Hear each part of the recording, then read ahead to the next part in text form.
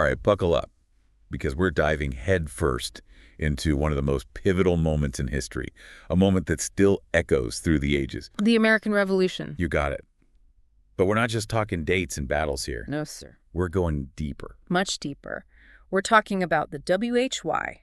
The how and the why a group of, well, let's face it, shopkeepers and farmers decided to take on the biggest, baddest empire the world had ever seen. And that's the beauty of a deep dive like this, wouldn't you say? Absolutely. We're not just skimming the surface. We've got this treasure trove of sources. We've got excerpts from all the major texts, primary source analyses, to really hear those voices from the past. Oh, and don't forget those handy-dandy summaries. Got to connect the dots. It's like cracking open a time capsule, don't you think? I like that. And to truly grasp what went down, we need to rewind a bit. Back to colonial life. Before the revolution. Before all the fireworks. See, before 1763, the colonists, they had carved out a life for themselves. And it was, well, surprisingly independent. Really? Oh, yeah. I mean, they were British subjects, sure, but that Atlantic Ocean, that was a long way from London. That's true. So they had this autonomy, you see. Okay, so I'm picturing this. I'm a colonist. I'm running my own affairs. King's decrees are a world away. And then, bam. Bam. New taxes, new rules, coming in hot from across the pond. Not exactly a recipe for a happy family reunion, is it? Not at all. And this wasn't just about money, right? Well, it was about money, of course. Sure. But it was about something much bigger. It was about control. You see, Great Britain, they'd just fought this little thing called the French and Indian War. Right. Cost a pretty penny defending those colonial interests. So naturally, they felt, well, we did our part. Time for the colonists to pay up. Makes sense, I guess. But here come those infamous taxes. The Sugar Act, the Stamp Act, those pesky Townshend Acts. Yeah. Just chipping away at that sense of self-governance. And the reaction, oh boy. No taxation without representation. That wasn't just a catchy slogan. Oh no, that was a feeling. A principle. It was about identity. Think about it. No elected representatives in Parliament, yet they're being taxed by that very body. Talk about adding insult to injury. Precisely. It's about feeling utterly voiceless. And that frustration, my friend, that's a powerful motivator. You know what I find fascinating? What's up? The Stamp Act. We've got all these primary sources, letters, diaries, even pamphlets, and they are just bursting with raw emotion. Oh, they were fired up, weren't they? Absolutely. And the thing about the Stamp Act itself, it wasn't even that much. You're right. It was a relatively small tax, really. But it was the principle, Yeah. the audacity. Who are you to tell us you can tax us at all? Exactly. And that's where that growing rift, that fundamental disagreement just explodes. It exposed the heart of the matter. What was the relationship between Britain and its colonies? Because that's what it all boils down to, doesn't it? It's about the relationship. And how did Great Britain respond to this outrage? Did they back down? Did they realize the storm was brewing? Or did they dig in? It was a mixed bag, really. I mean, they did repeal the Stamp Act eventually. They weren't completely oblivious. They recognized it had backfired. Yeah, they weren't fools, but then they followed it up with that Declaratory Act. Oh, yeah. What were they thinking with that one? Right. Basically saying, we can still do whatever we want. We're in charge. End of story. Exactly. Talk about a mixed message, huh? Poured gasoline right on the embers. And that brings us to those pivotal events we were talking about, those flashpoints. The Boston Massacre. The Boston Tea Party. Years of simmering tensions just bubbling over. And we can't forget how those events were used.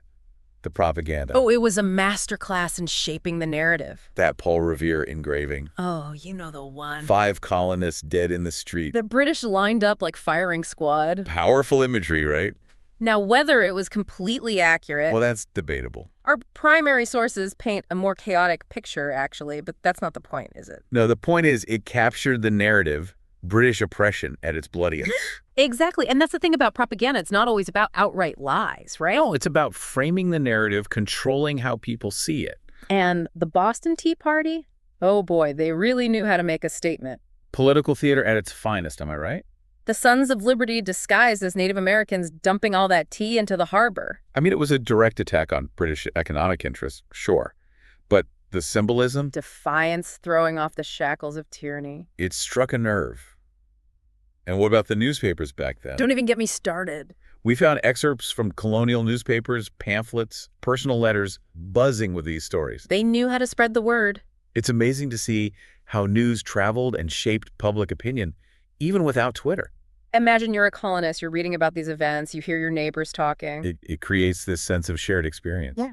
Of solidarity against a common enemy. So what's going on across the pond? Were they blind to all of this, or did they just underestimate the colonists? It's a bit of both, honestly. I mean, you've got officials in London, thousands of miles away, clinging to this idea that a firm hand is all it'll take. Those ungrateful colonists just need to be put in their place. Exactly. But on the other hand, you have the colonists who are realizing, hey, we're not just subjects. We deserve a voice. A say in our own destiny. And that fundamental disconnect. Those two completely different worldviews. That's what leads us to the brink, to the intolerable acts. Intolerable acts. I mean, they really nailed that name, didn't they? You almost have to wonder if they were trying to provoke a reaction. Right. The whole point was to punish Boston for the Tea Party, reassert control. They just fanned the flames. Closing the port of Boston, curtailing local government, it backfired spectacularly. It's almost comical, like trying to put out a fire with gasoline, you know? Pretty much. And this is where the other colonies really started to rally around Massachusetts. It wasn't just a Boston problem anymore. Oh, no. This was about colonial liberty. This affected everyone. And we see this unity taking shape in the First Continental Congress. Think about that. Just a few years earlier, the idea of a unified colonial response, unheard of. Right. And now 12 colonies with delegates come together, they petition the king. You're putting it all on the line. And they agree to boycott British goods. That's a huge step. So the line in the sand is drawn. But was there any real hope? Do they really think the king would listen? Well, it's easy to judge in hindsight, right? At the time, there were definitely people hoping for a peaceful resolution. Both sides hoping cooler heads would prevail. But the momentum had shifted. The king dismissed their grievances and, well, the die was cast. Lexington and Concord. The shot heard round the world. And just like that, everything changes. No going back. You know, it's easy to romanticize those early battles, but the reality is people died. Lives were shattered. But I want to shift gears for a moment. Okay. From the battlefields to the battle of ideas. Because this revolution wasn't just fought with muskets and cannons. It was fueled by ideas, by pamphlets and speeches. And when we talk about ideas, one name stands out. Thomas Paine. Common Sense. That pamphlet was a game changer. It's brilliant, really. He takes this complex issue, independence, and boils it down. Simple language. Easy to understand, but so powerful. It resonated with everyone. Farmers, shopkeepers, even those on the fence about breaking from Britain. And talk about going viral. Over 100,000 copies in just a few months. No social media, no mass printing. Imagine that. The power of ideas, right? Yeah. Changing the world one pamphlet at a time. And it wasn't just Paine.